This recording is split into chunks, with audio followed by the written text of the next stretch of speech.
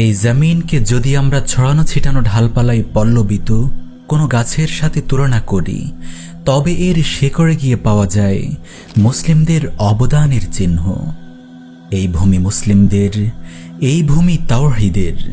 তাওহীদই এই ভূমিকে গড়ে তুলেছে, এই ভূমির ইতিহাস রচনা করেছে। আমরা তো বড় হয়েছি ইখতিয়ার উদ্দিন মোহাম্মদ বিন বখতিয়ার খিলজি আর শাহজালালের গল্প শুনে। মুঘল আমলের প্রতাপ ও সমৃদ্ধি আজও আমাদের মাথা উঁচু করে দাঁড়াতে শেখায়। হাজী শরীয়তুল্লাহ, শহীদ তিতুমীর রহমাহুল্লাহ আর পীর দুদুমিয়াদের সংগ্রাম ও রক্ত তাওহীদে পল্লবিত এই জমিনকে করেছে সিঞ্চিত। তাওহীদই তো এই ভূমির ইতিহাস। মুসলিমরাই তো এঁকেছে এখানকার স্বর্গীয় শাসনের দালান কোঠা। ইসলামই তো এখানকার মানুষের ভাগ্যের পরিবর্তন ঘটিয়েছে। কিন্তু তবুও কেন মুসলিমদের এই ভূমিতে ইসলামের দাবিতেই সবচেয়ে বেশি রক্ত ঝরল? কেন এখনো মুসলিমদের দাবি আর রক্তই এখানে সবচেয়ে সস্তা হয়ে আছে?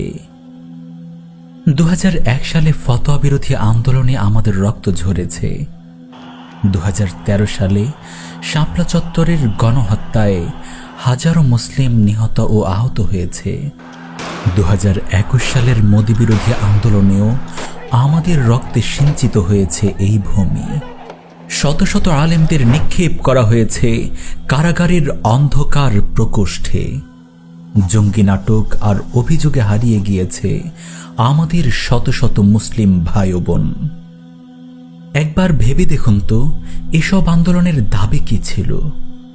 তা কি ছিল ক্ষমতা দখল নিয়ে? না ছিল সম্পদ ভাগ ভাটোয়ারা নিয়ে?